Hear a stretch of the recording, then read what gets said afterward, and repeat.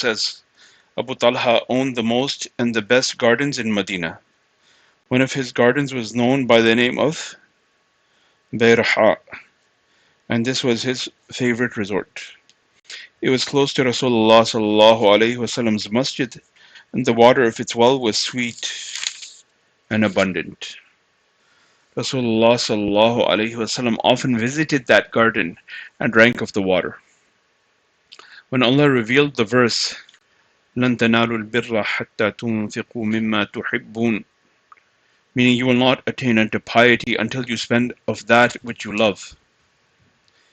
Hazrat Abu Talha radiallahu anhu went to Rasulullah sallallahu alayhi wasallam and thus opened his heart. O Nabi of Allah, I love Bayraha very much. As Allah wants us to spend precisely that which we love, I make over that garden to be spent in the path of Allah as you please. Rasulullah sallallahu alayhi wasallam was very pleased and remarked, what a fine present. I think it would be best utilized if you distribute it amongst your relatives. Hazrat Abu Talha radiallahu anhu went and acted upon Rasulullah sallallahu alayhi wasallam's advice. Are we prepared to part with any of our dear things for the sake of Allah so quickly, after reading a verse of the Quran or listening to a well-delivered sermon? Many years are spent in planning as to how I can utilize my wealth for my own benefit. Even when we wish to make a charitable endowment, usually we do it only on our deathbeds, or else when we are so displeased with some relatives that we decide to disinherit them.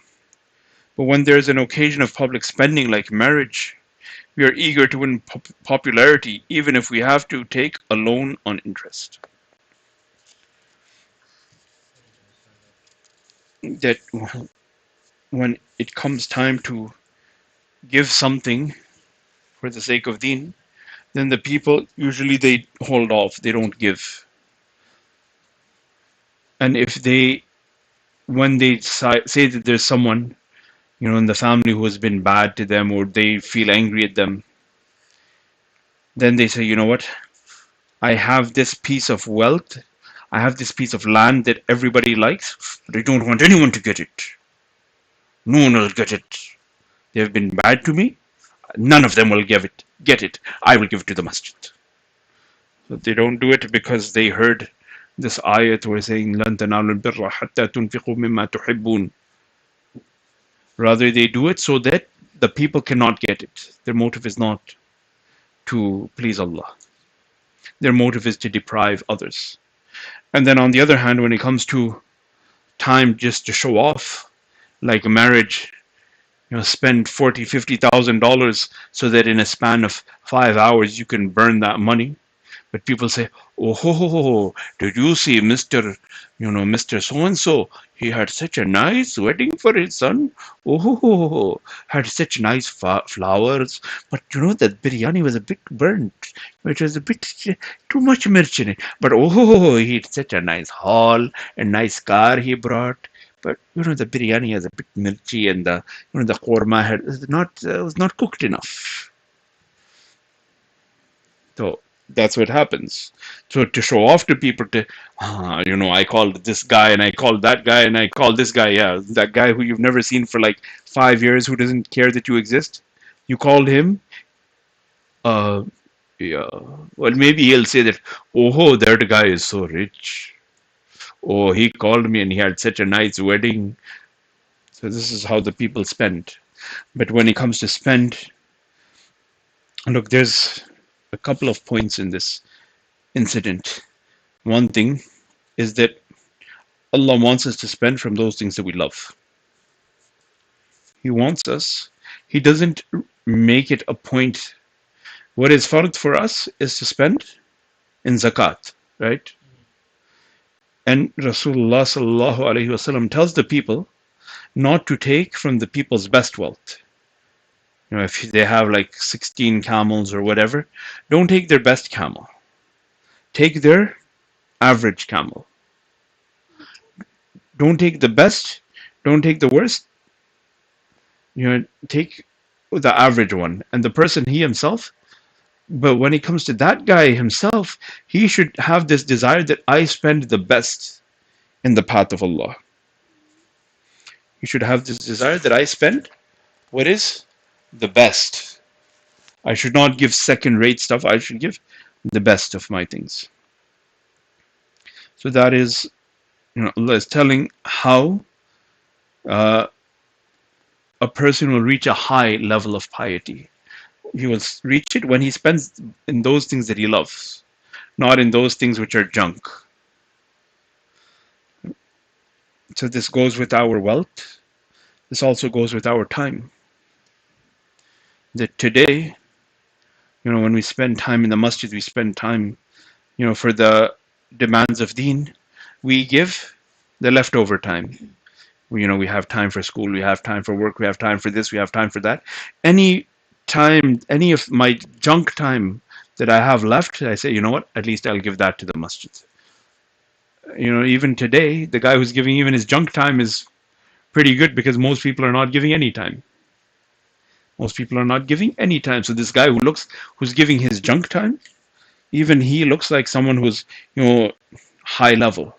But actually what it should have been was someone should have been giving their best time. He should have been giving his best time for the sake of deen, and then using the rest, using the leftovers for his needs, using the leftovers for so on and so forth.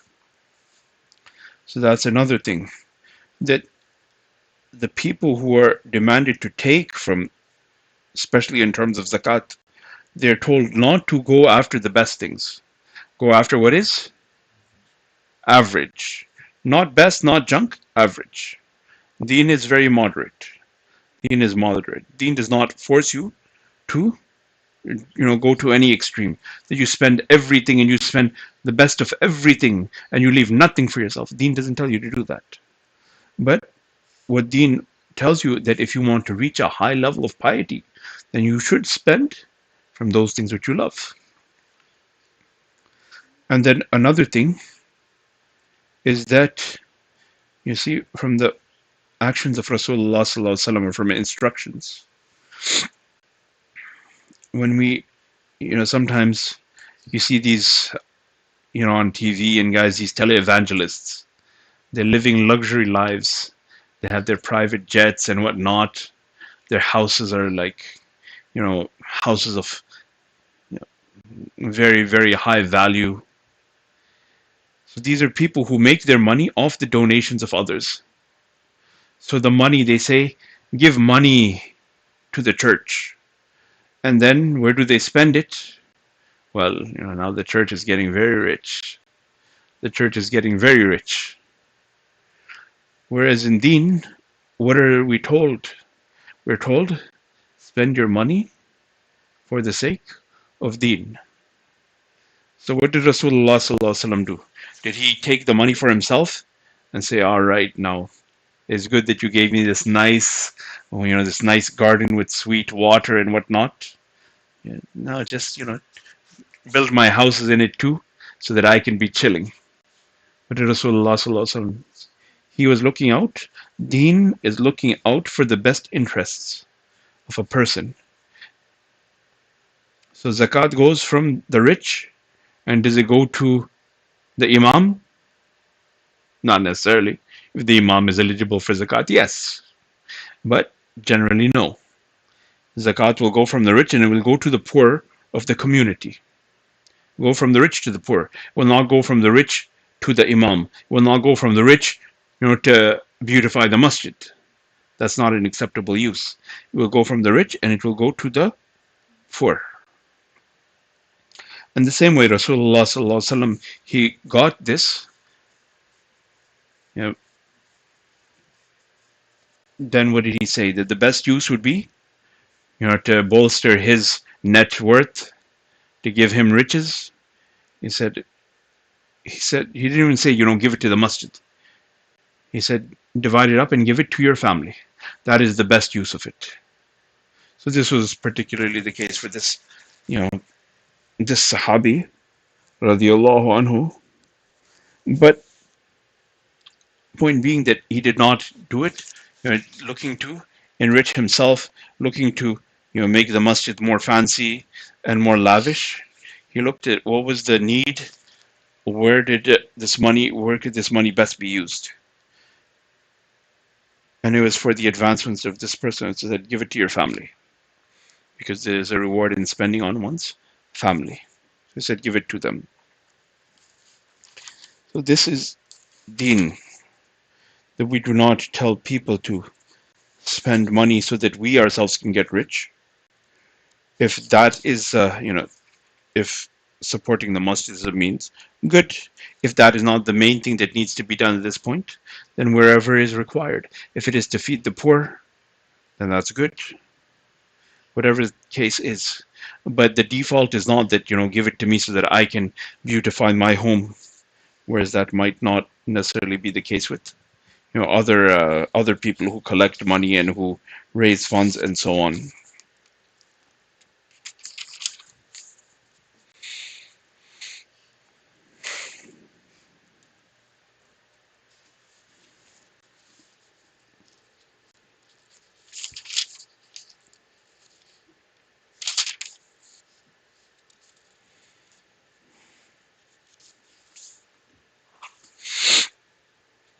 Hazrat Asma radiallahu anha's generosity. Hazrat Asma radiallahu anha was very generous. In the beginning, she used to spend carefully with weight and measure. Once Rasulullah sallallahu alaihi wasallam said to her, "O Asma, do not put by and be calculating. Spend in the path of Allah liberally." He said, "Do not put by and be calculating. Spend in the path of Allah liberally." After this, she started spending most generously.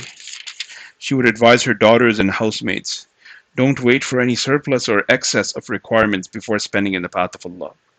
As the requirements go on increasing and the chance of having something in excess will become more and more remote, and the time for spending in the path of Allah will never come. Remember that you will not lose by spending in charity." Although these people were poor and lived hand to mouth, yet they were liberal in spending and generous of heart. The Muslims today complain of their poverty, but there will hardly be any group of people among them who are as poor and needy as the Sahaba used to be. We have already read how they had to go without food for several days together, and how some of them had to keep stones tied on their stomachs to relieve the pangs of hunger. So again, the Sahaba radiallahu anhum, a certain point came that they would spend so much in the path of Allah that they did not have enough for their own needs. They sacrificed their needs. It was not a question that they were ignorant, but it was a question that they saw that the need of deen was greater than their own needs. That is why they spent like that. It's not that they were jahil and they didn't know the rights of this and that. They understood the rights, but they understood that they are making an investment. They understood they were making an investment. And investment, पता नहीं है. अच्छा. So it's like you know that you want to have these nice expensive things. Don't know how to put it simply, but you put money aside so that you can get something much bigger and much better later on. समझ गए? So they understood, and to the extent of the investment, a person will be ready to sacrifice more and more. The first time I gave the example of Bitcoin was a while back, and since then the value has doubled. So when we spoke last, it was 28, something like that, 28,000. Now it's reached 56,000 US for one Bitcoin. So a person who might have known about it, had he known about it at that time, then he would have sacrificed whatever he can. His family would have said, "Look, we need good foods." He says, "Forget about food.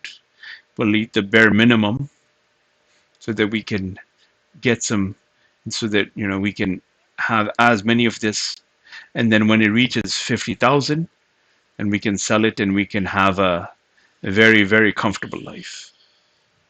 Imagine that person who bought 20 bitcoins for $1. Imagine